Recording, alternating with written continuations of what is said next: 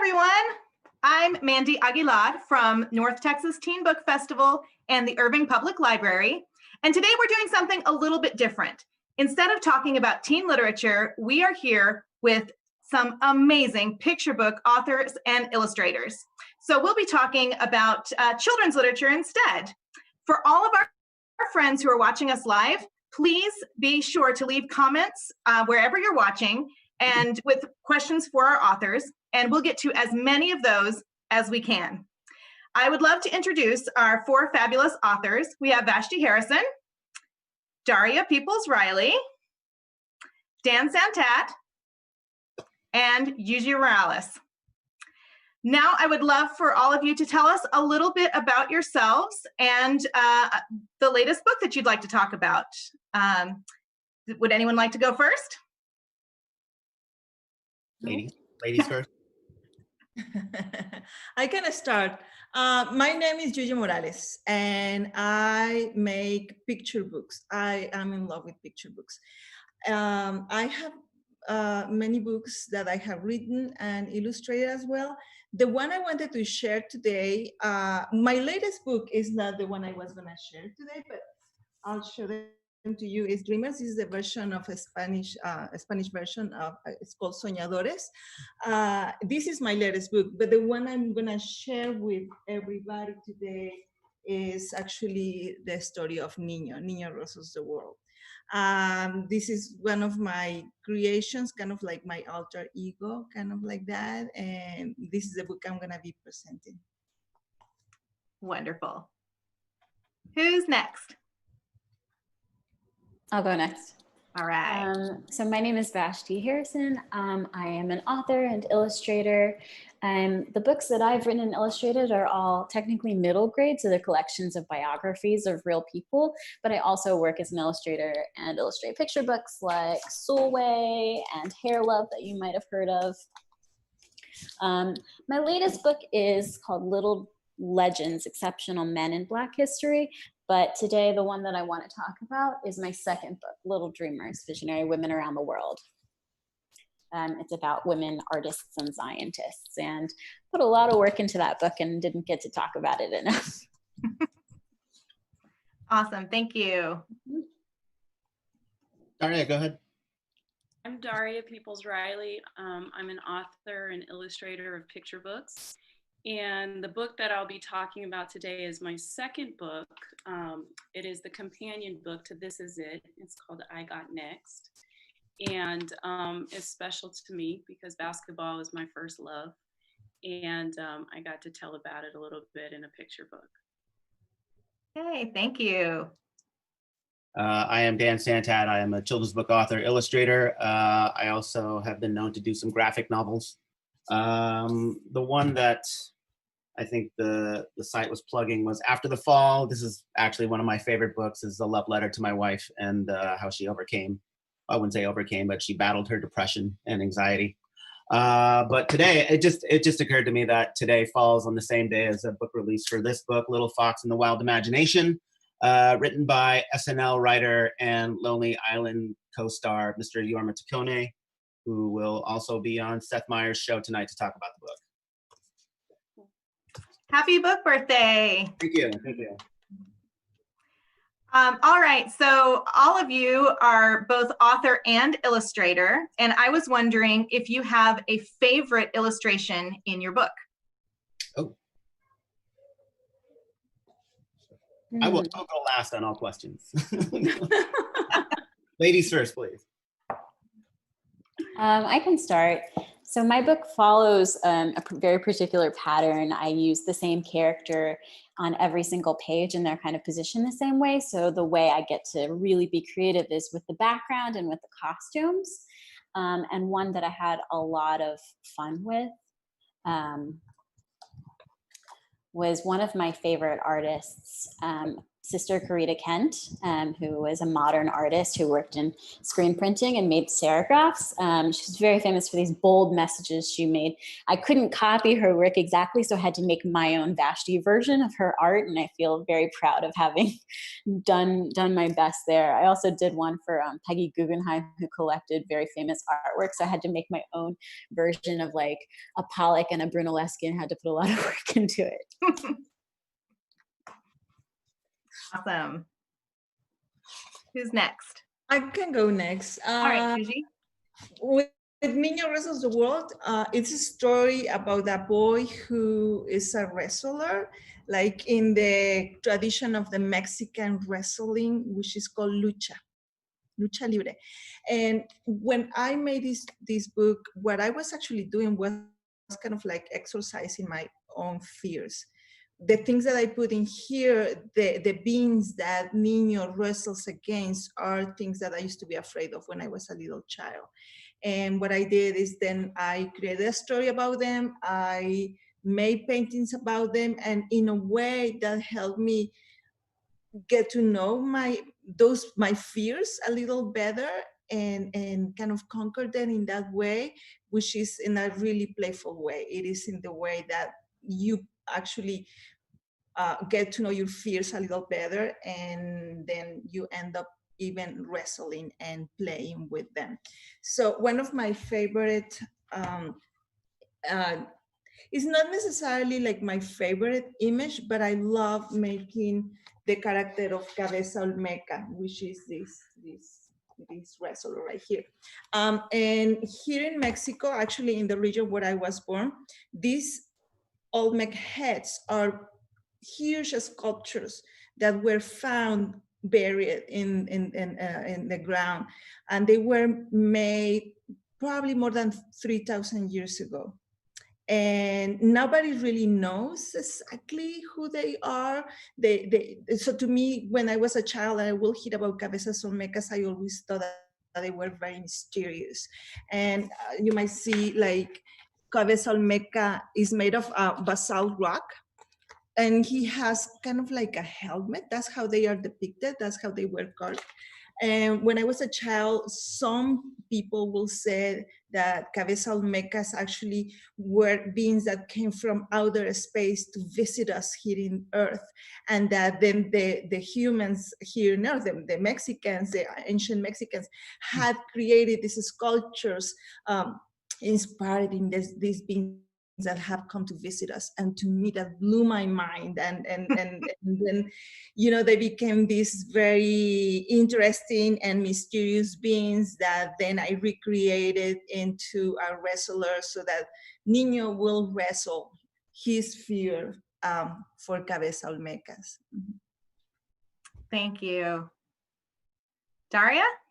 Yeah, I'll go with my end papers actually, and I got next, which is here. It was a mural that I wanted to create.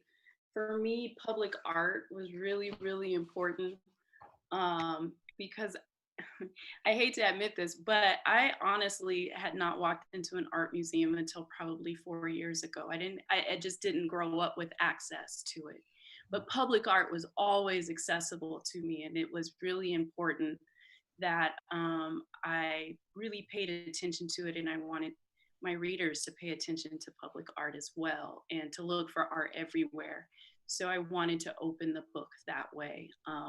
And make sure that it became a part of the character's story early on, because it was like this reinvention of the beauty of where he lived. And I think that that's what art does for us in those public spaces. Beautiful, thank you. Dan?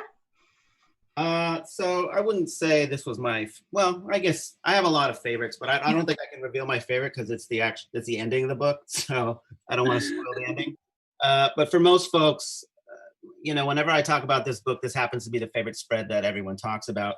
And if you're not familiar with the story, After the Fall is what happens to Humpty Dumpty after he has fallen off the wall, and he becomes he has a phobia for heights. He's afraid of heights, and so it really affects his life in ways that don't necessarily directly have to do with falling off a wall, but there are just moments in his life that he tries to avoid. And for example, here's a part where he's avoiding getting his favorite cereals, which are all on the top. And you know, I think kids can relate because there's a lot of fun kids cereals. You know, things like Free Toy. You know, there's Sugar Bunny and things like that.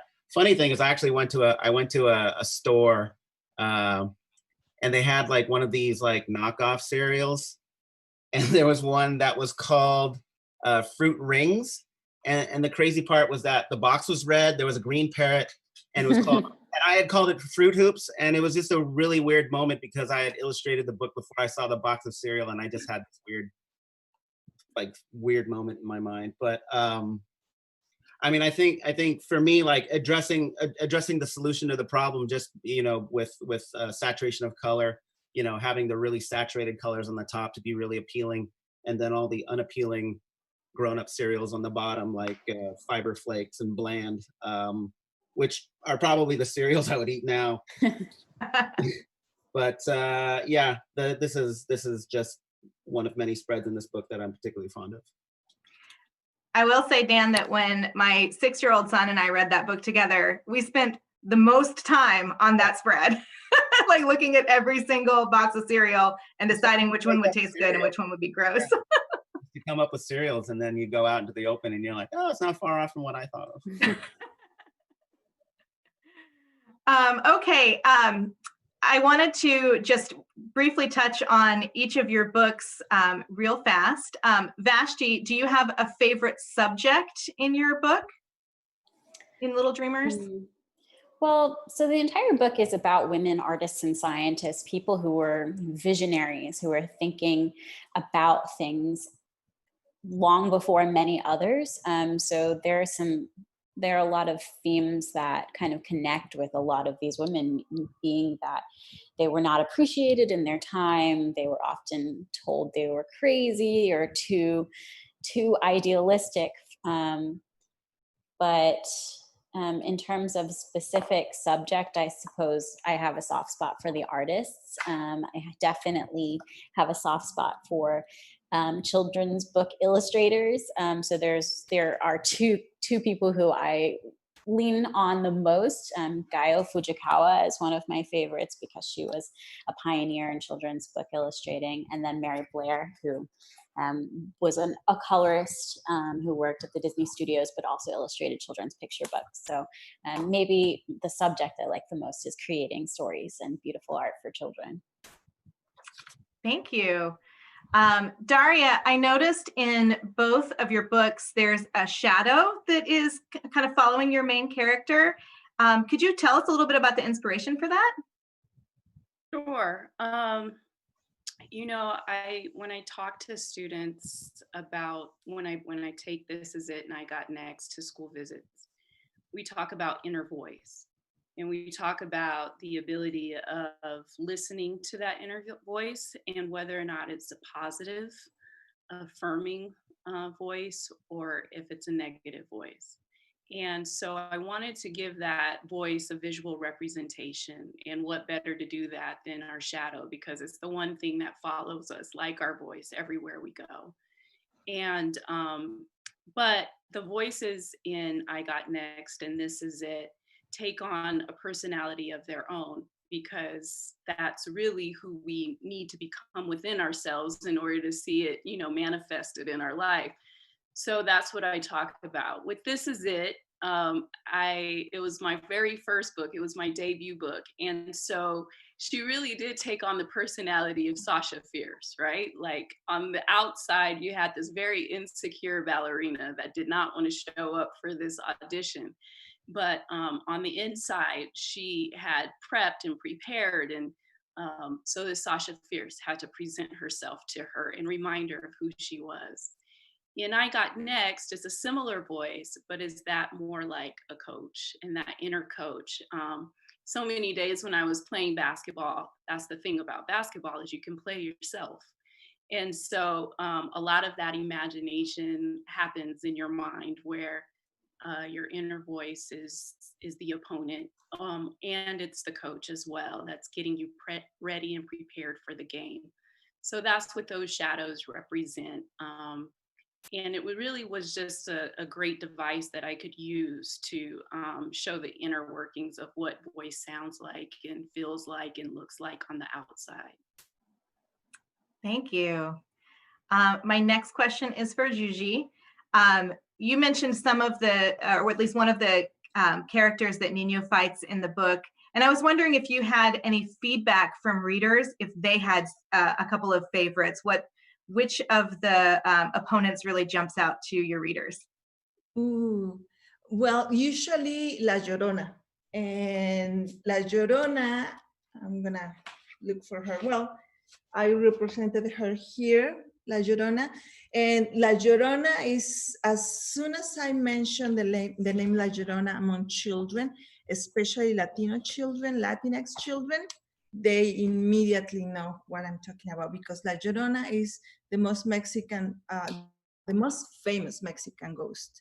And everybody has a story about La Llorona, like whether their uncles, their aunts, their cousins, abuelitos, abuelitas, had an encounter with La Llorona.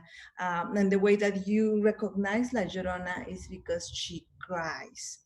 And she cries something like this, like, ay, mis hijos. And when I was little, I never wanted to hear La Llorona, ever.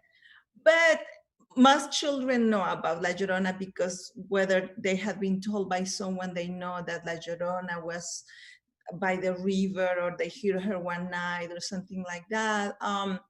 Or they might have also been told that, like, if you don't eat your soup, you know, La Llorona is going to get you. And children know La Llorona very much. And when I mention her, everybody immediately just perks up, and they are ready to, not so much sometimes to hear what I have to say or what the book has to say about La Llorona, but to tell me the stories that run in their family about encountering La Llorona. Thank you.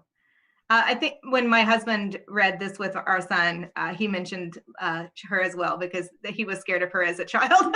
Oh, yes. We were all, yes. Yes.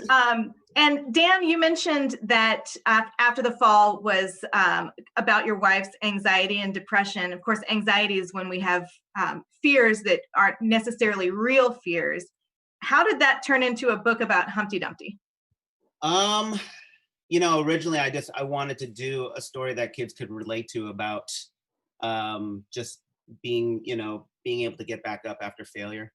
I was relating it into a sense where, you talk about maybe falling off a bicycle, or maybe not doing so well on a test, and, just having the courage to try to get up and get up again and try again. Also just, to normalize anxiety, to just realize that everybody goes through it, and that it's a thing that, people have and deal with.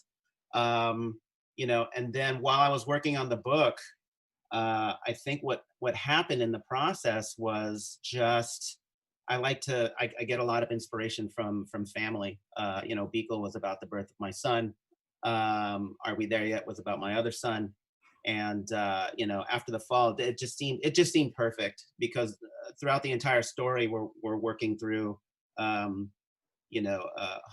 Dumpty's fears, and also specifically the particular anxiety having to affect components of his life, because what a person with anxiety typically does is try to avoid the triggers that enact them. So in this particular story, Humpty Dumpty is just trying to do everything he can to avoid going up to heights, so he won't get the cereal on the top shelf. In another spread, he has a bunk bed, and he's showing that he's preferring to sleep on the floor, and things like that. But with the help of my editor, this wonderful editor, her name's Connie Hsu over at Macmillan, we were just working on different solutions for the ending. And originally, like, what I had proposed was that Humpty Dumpty was missing one piece, and it was still back on the top of the wall. And in order for him to feel whole again, He had to climb the wall to get that piece. But that gives mixed messages because that kind of alludes more to perfectionism than it is about overcoming anxiety. And then we finally came up with a different ending, and it just felt perfect. And then as a result, I think that activated a light in my head, and everything just really kind of was inspired by what my wife had to go through to overcome her anxiety. So much so that she ended up getting a After the Fall theme tattoo on her back. And That's then, awesome. and then I did too. So we had this bird feather because birds are significant in the book. And so now she and we both have like tattooed bird feathers on our body. So we're married forever now. Seal the deal. Now it's a seal. All of your books are fantastic in so many different ways. Great story, wonderful illustrations, showing all of the different types of stories that we have in our country and our world. And I was wondering if there was a book or a type of book that you wished had been around when you were a kid, like your books are around for our next generation. I'll go first. I thought about that question, and I think how I would like to answer it is I wish that the books that were around were available to me. I wish that librarians had put Eloise Greenfield and Walter D. Myers on my bookshelves, because there were so many books that were available to me during my childhood, but I didn't have access to those. And so that's why I think it's so important, the role of librarians and teachers, to make sure that those books that are out there are on the bookshelves. So yeah, that's what I really wish. I've talked a lot about how my first book, Little Leaders, Bold Women in Black History, I really kind of made it with a younger version of myself in mind. Now, I could have talked about the most famous leaders in all of history, but I focused specifically on American women because it was inspired by American Black History Month in America, but also I made sure to include kind of as diverse a list as possible of fields of study, because there's a question that lots of adults ask kids very often. And I'm not sure I loved this question so much, but it's, what do you want to be when you grow up? And I don't think that anyone needs to know that answer anytime soon, or, sooner than they're ready. But I wanted to make sure that I was kind of arming kids with the knowledge of all these different possibilities that exist. So in this book, there are authors and illustrators and sculptors and filmmakers and mathematicians and doctors and lawyers. I could have, there are so many incredible people I could have put in here, but I made sure to kind of diversify the fields of study, just to make sure there was something on every page for everyone. Because I never saw books that had characters that looked like me, and they certainly weren't doing all of these different things. And I always thought, what if I learned about filmmaking, or if I'd learned about animation or children's book illustrating when I was younger, and maybe I could have spent a little less time filled with anxiety. So that's definitely, I've said that answer before, so I was trying to find something new, but there's still so much to be said about how, these versions, in the intro to the book, I say, to be able to see someone that looks like you do these things, it's eye-opening and it's empowering, and still there's so many more stories to share. Absolutely. I learned so much reading the book. Anyone else? Yeah, I'll go. I grew up here in Mexico. I'm in Mexico right now. And when I was growing up in this country and in my generation, we didn't really have children's literature. So when you pose the question, what books I would have loved to have available during my childhood, is all the books that right now are being made. And it makes me, I actually brought this one, Vamos, by Raúl III, which is just, it really depicts what it is to be someone like me, maybe, who likes to go to the street taco truck, or that will eat tortillas made by this lady. And not only there weren't books for children when I was growing up here in Mexico, but much less there were books that will depict someone like me. One of the first surprises I got when I moved into the United States, I was already an adult, and I was surprised first to find out that there was a body of children's literature. Later, I was even more surprised to see that there were some books, and because this was a while ago, so it was just a handful, but there were books made by and about people like me and my son, who were darker color, who maybe didn't speak English, or that wasn't our first language, that came from a different country, that maybe live in the barrio or ate things like the things that I ate. And that was such an amazing thing that it really opened up the possibilities, the whole possibilities for what anyone could do.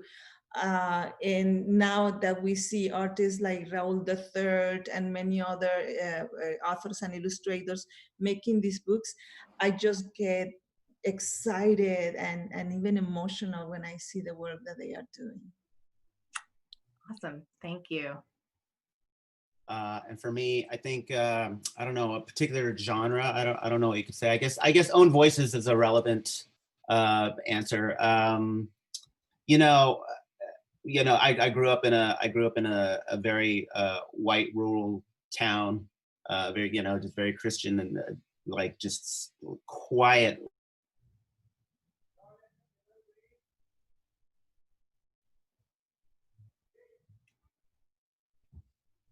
Did Dan freeze for everyone else? Yeah. Yeah. Oh, Dan, come back to us. All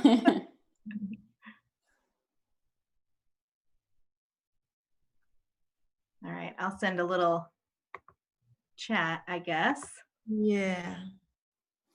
In the meantime, while we wait to get Dan back, the last thing I wanted to do before we went to audience questions, and we've had quite a few coming in, which is awesome, is if you guys would like to show us a little bit about how your artwork is created, and that can be anything from sharing your screen to draw with us, or if you want to show us on a sketch pad or a rough draft of something, we would love to see a little sneak peek at the process.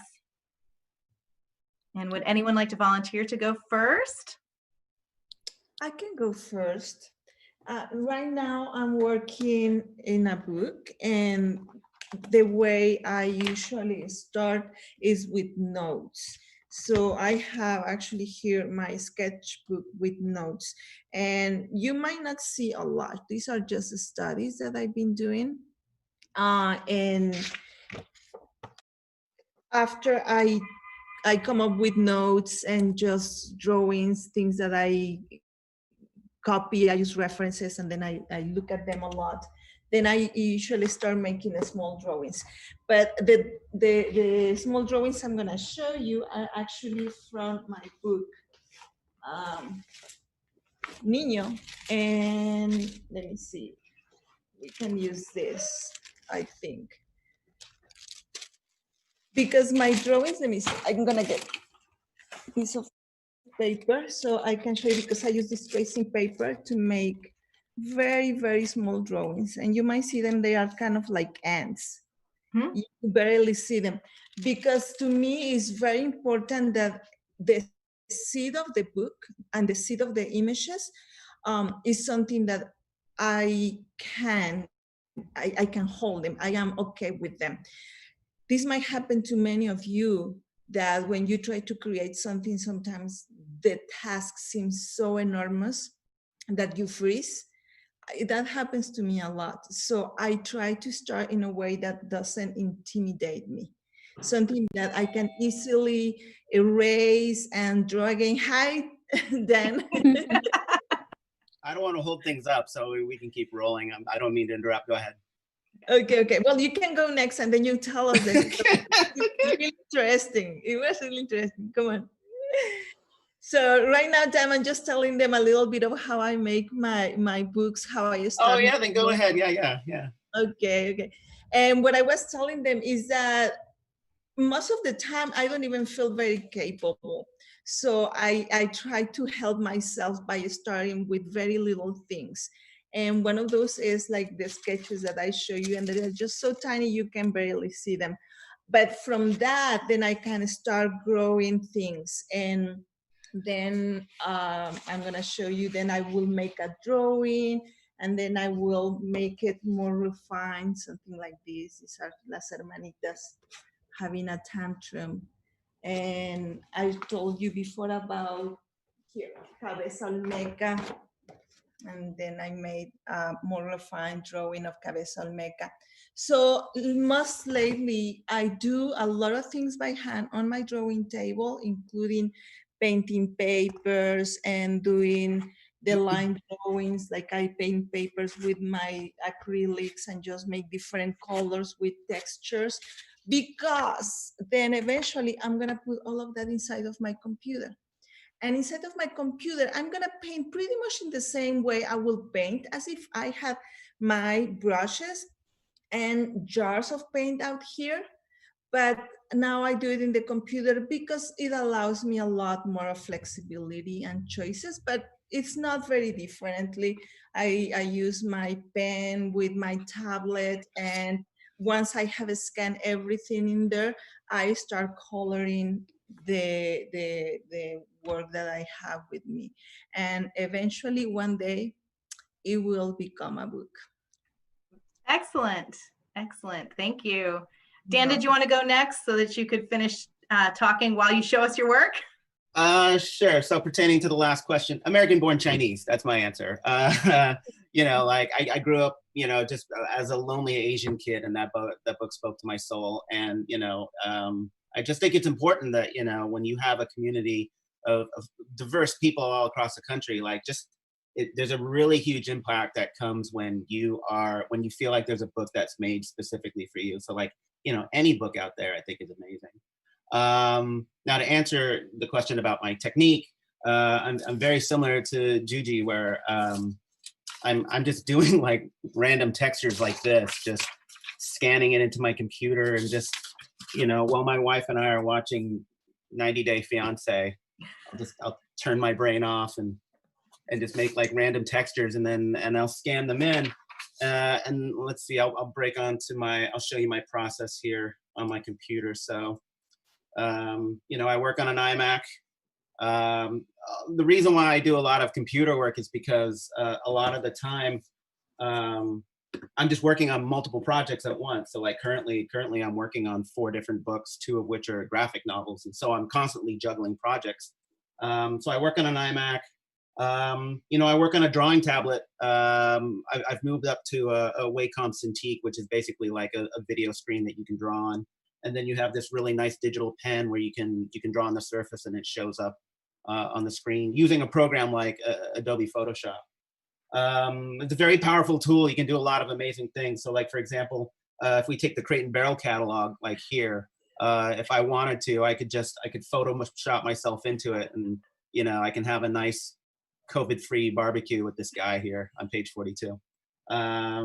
Or, we have this nice little dining set here. And again, like, I don't have the time to go to Crate and Barrel to check things out, but, with Photoshop, I can put myself in that page and just enjoy a nice little orange in the catalog. Here's an example of a book cover that I've done.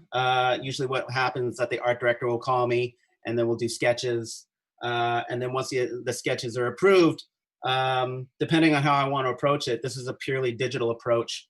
I treat coloring on Photoshop very much like painting with acrylics, and the idea with acrylics is that you do your darkest first and then you pull out the lights. So you're working backwards, as opposed to like watercolor, where you do your lights and then you work in your darks. So I'm going to go through a quick process of how I go through this.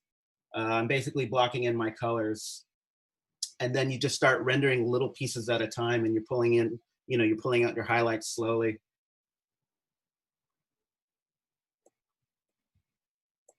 Like so. Wow. And so something like this, I've been doing this for about 16, 17 years. So I can knock something like this out in about a day. But again, like going back to my old process, my new process, because over years, like, just doing purely digital work can sometimes get a little stale, and you're just kind of itching to get back to like a tactile medium. So a book like Drawn Together was a little bit more different. I was doing a lot of collage with a lot of existing textures that I made with real media, like paint brushes and watercolors and things like that, and creating artwork that had a little different feel than what you probably have normally seen over the years. And again, like I'm doing a lot of my my artwork with pen and ink on paper, and I'll scan in all those elements along with all the textures. And then Photoshop basically is just this device that I'm using to collage everything together. So I might scan an ink drawing like this, and then a paint stroke here, and then slowly I'm just adding layers in Photoshop, just coloring it with like marker pens and things like that, creating alpha channels and all this really specific jargon that you have in Photoshop, and just slowly working at the piece until it feels right. There's a fairly new technique for me, so at one point it was easier for me to say, oh, this piece is done, but now it's a little bit more abstract, and so you kind of have to feel your way around whether or not you think the piece is right. And so something like this, like the completion time varies. It can be anywhere from 1 day to 2 weeks. But this is how I do a majority of my work now. Awesome, thank you. Who wants to go next? I'll go next. Okay. I'm also going to share my screen. So I'm going to share a little bit from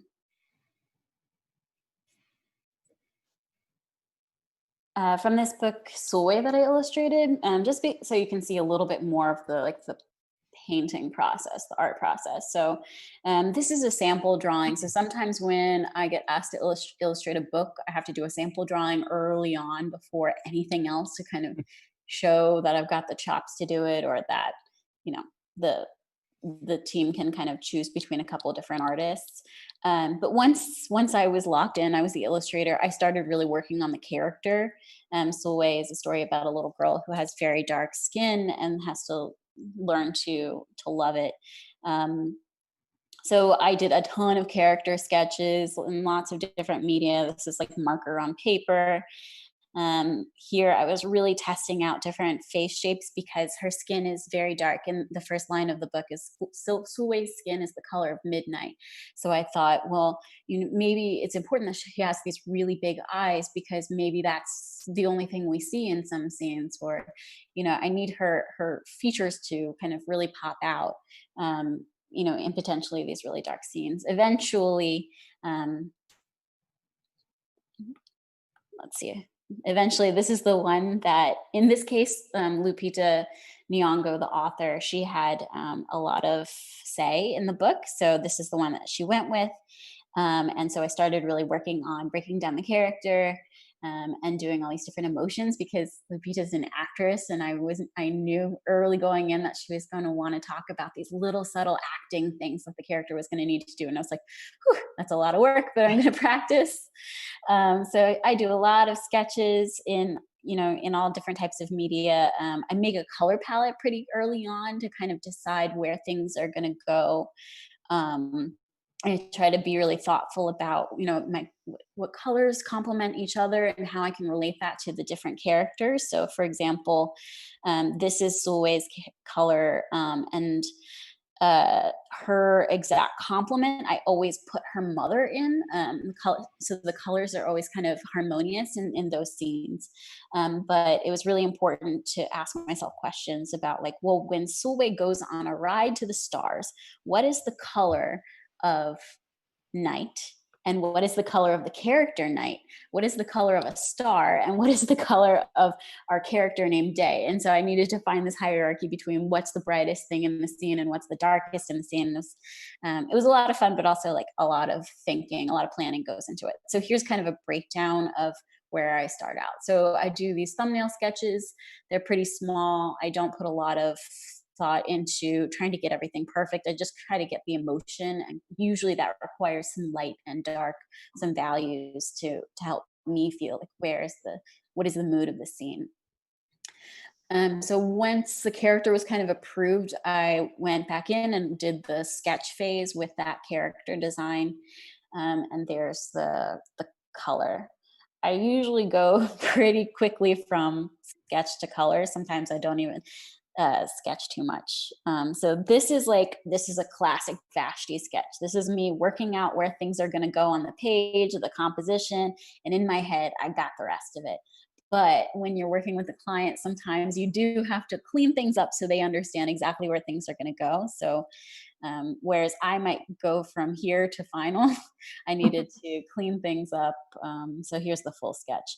So the character is, she's here sitting on her bed. I think this says her room. That's enough for me. And she's thinking about her sister and all of the friends that she doesn't have. It's very sad. So I redid it digitally. And so here you can see some of the lights and the darks where the values are. And then I did it again with the character sketches, and then that's the actual final piece. Awesome. So that's Sulway, but I wanted to show you really quickly a little bit of Little Leaders. So in these books, all the characters are the same. I use the same face. And I just changed the background and the costumes. And in this way, I kind of hoped that it would feel like kind of like a little animation, like a flip book, like maybe any one of these, like a kid could be dressing up as any one of these people and see a little bit of themselves in any single one of them. So I made this coloring page where you can color it in and show someone that inspires you. And just to show people how it works, I drew my parents. So here's my mom.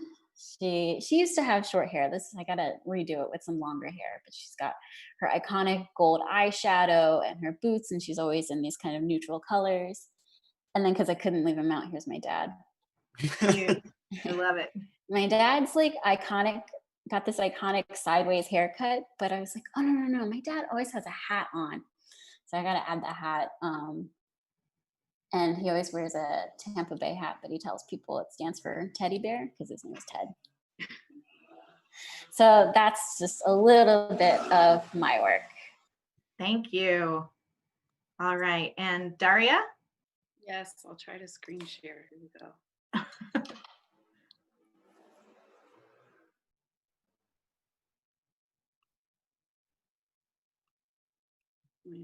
Okay.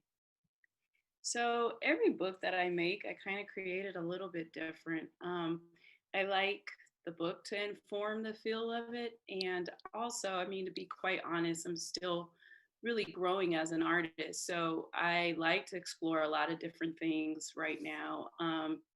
And so with I Got Next, I kind of felt myself moving away from, usually I would hand paint everything with gouache and go in material wise, but I wanted like the actual thing of what inspired me to kind of change a little bit with I Got Next and see how that informed the book. I knew that basketball narratives had been in picture books for a really long time. So the first thing I did was I read all the basketball stories that I was familiar with and that I wasn't familiar with. And some of my favorite illustrators have done basketball books before. And so I wanted to know also like what part of the story could I tell that was different than what was already out there in the market. And that's where I came up with the idea I Got Next, with it being, you know, this lingo that is used on the basketball court to mean that you're the next person on the court. Well, when you're the smallest person or the youngest person or the only girl on the court, that could be hard to say in those words. And so that's kind of where the story idea came from. And as I mentioned before, I don't have a traditional art background, so I really do lean in on inspirational art from everywhere that I can possibly find it, and how I'm going to incorporate what I'm learning as I'm learning into the books that I'm creating. And so I look for art all over to inspire my colors, the design, just everything that I can possibly glean from the world around me. So as you can see, the public art became the beginning of I Got Next, and it's on the title page as well. It ends up in the world of number one as you move through the book, and that's kind of how that was inspired along the way. And then I was kind of creating this book not in any particular order, and definitely not like how I did This Is It, with thumbnails and character designs and kind of a step-by-step process. I really was trying just to feel the world and remember what it was like to be 9 years old again and play. And that reminded me of my grandmother. This is my grandmother and my daughter some years back. Today is her birthday. She's 97 years old. So I wanted to wish her a happy birthday. But Momo played basketball, and I remembered that. And I remembered that that was something that I shared with her. It was something that she passed on to my father, who passed it on to me. And I really wanted to evoke her very favorite color was purples and pinks. And that's part of her story that I incorporated into I Got Next. Also, my son is a basketball player, and my husband coaches basketball as well and played, and is just a big part of our family. And one of the things that he loves doing right before basketball practice games, is getting his hair cut. You need a fresh cut to play in, right?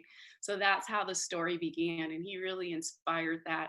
And as you can tell, down here are my sketches, and I love paper. And pencil and charcoal, and I do all of my sketches just like that and photocopy them, and there's smudges all over them. And my poor dear editor, Martha, she has to deal with the smudgy papers and everything until I get to the final art stage. But I really just was trying to let the world inspire me for this particular book. And I really wanted to go to Brooklyn. I've always been in love with the courts of Brooklyn and the legends and the legacy of basketball there. But at that time in my life, I couldn't travel. And it was actually my editor who suggested I take some Google walks. And that's one of the things that I did to really feel as though I was there, you know. And it really inspired me. I did have the opportunity to go to Washington, D.C., and I made my friend who I was traveling with pull over when I saw a basketball court, and that inspired it as well. But it really was a book that I made along the way and figured things out till the very last minute. And I also had the opportunity to go watch my nephews play, which really gave me a good idea of like the players and the scale of the court. Because, you know, when you're big and old, you forget how little you are on that big old court and how high that basket is and how intimidating that could be. And so watching him practice with his buddies and friends like really helped me figure out the scale and the size of the court and the different angles and perspectives that I wanted it to have.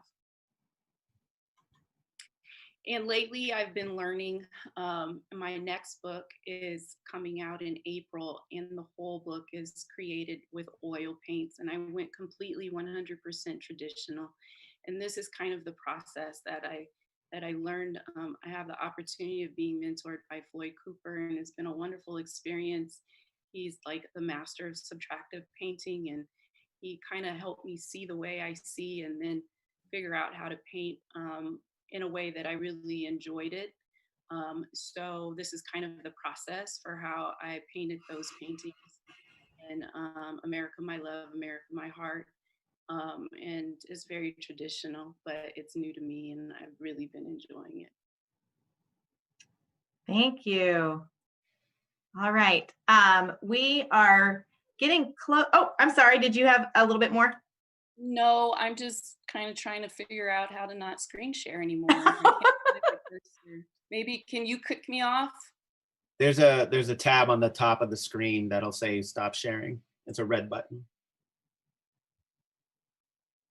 There we go. All right. Thanks.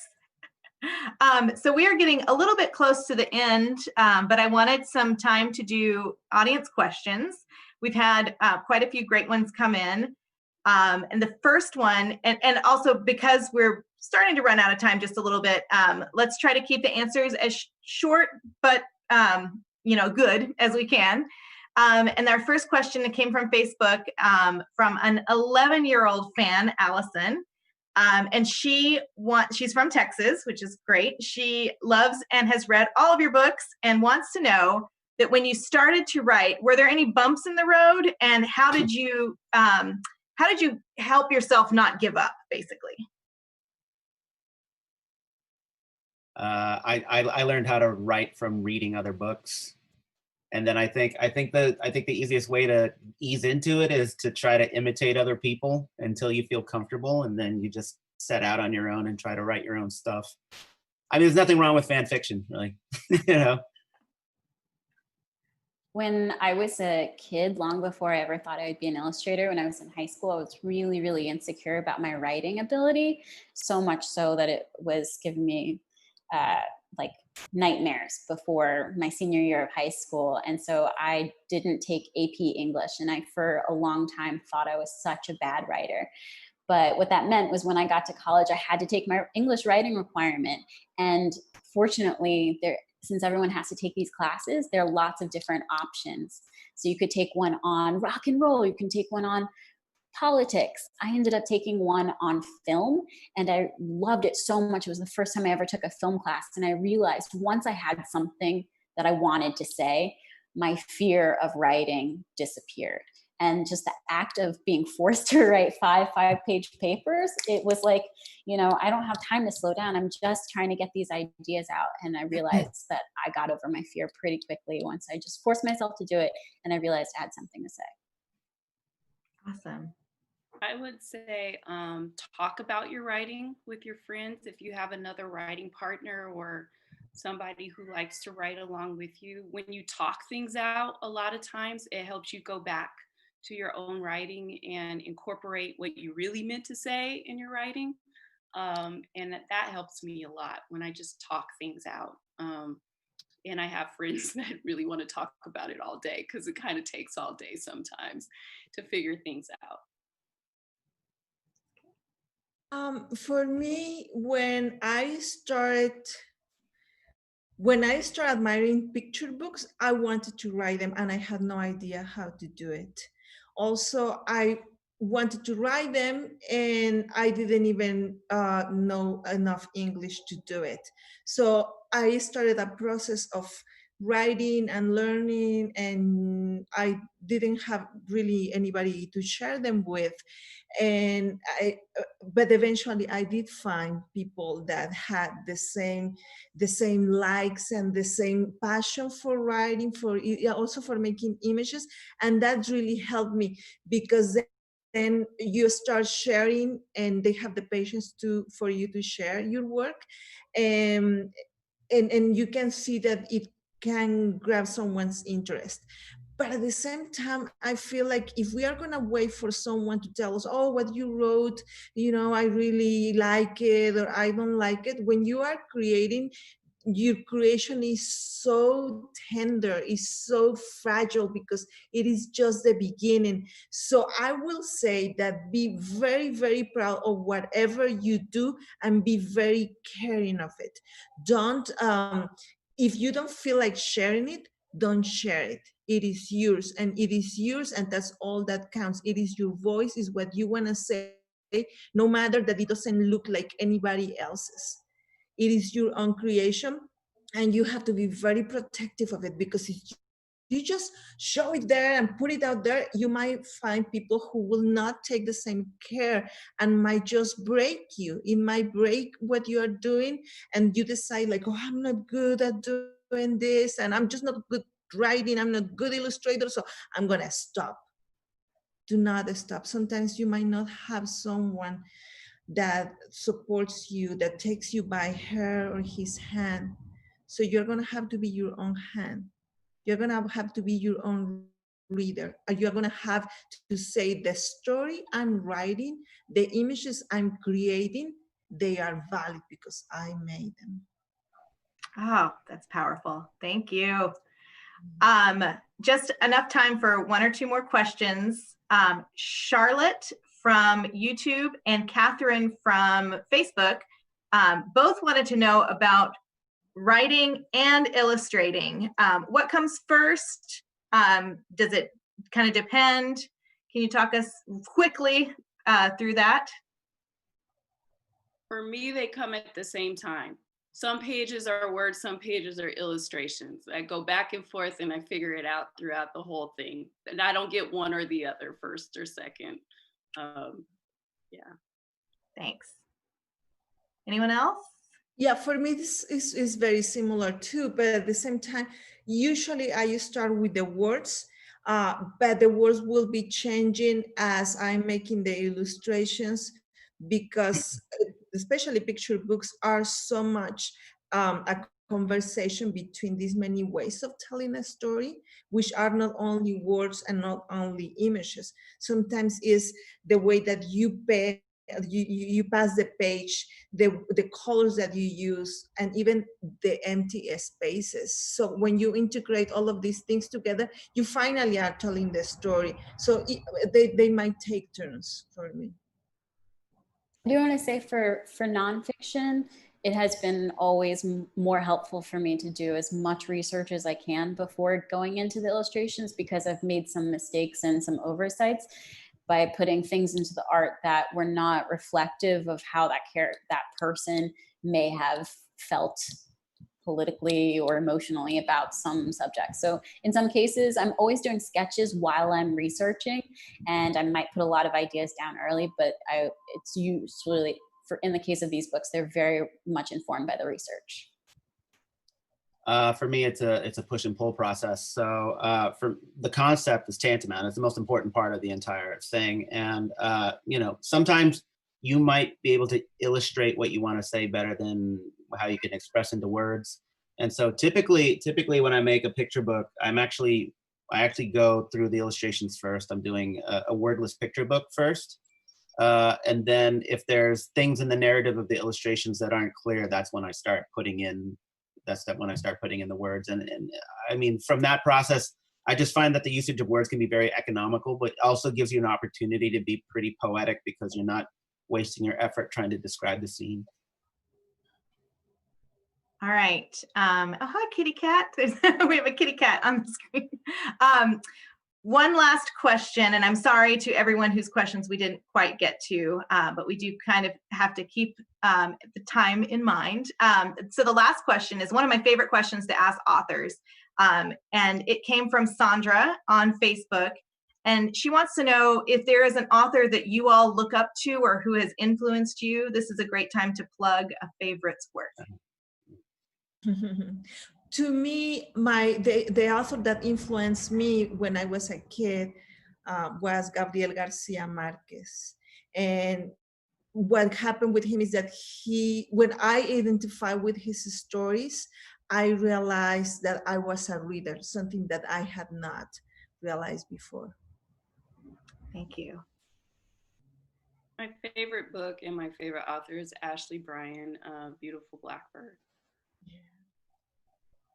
I really love the works of Gaio Fujikawa just because she's a master of characters and color, and she was one of the pioneers of creating books that featured diverse characters, and just all around beautiful artist. My favorite writer, he doesn't do children's books, but he has, I love his tone. It's David Sedaris. And one of my favorite books is Me Talk Pretty One Day. Not all of the stuff is appropriate for kids, but you might, if you want to go on NPR and download an episode of This American Life, there are times when he tells stories, particularly ones about being a Santa elf at Macy's and just talking about like singing like Billie Holiday in line to entertain people. So it's a fantastic writer. Awesome. Well, I want to thank all four of you for taking an hour out of your day to talk with us about your books. I think this has been such an illuminating panel, and I can't wait for it to be shared with lots of different readers of all ages, because it will be recorded and re-uploaded to our YouTube channel for everyone to look at very soon. I also want to let our audience know that on Saturday, September 12th at 2 p.m., we have our next panel, which is more of a middle grade panel. It's Rick Riordan Presents, and it's J.C. Cervantes, Kwame Mabalia, and Taylor K. Mejia. So that's on Saturday at 2, September 12th.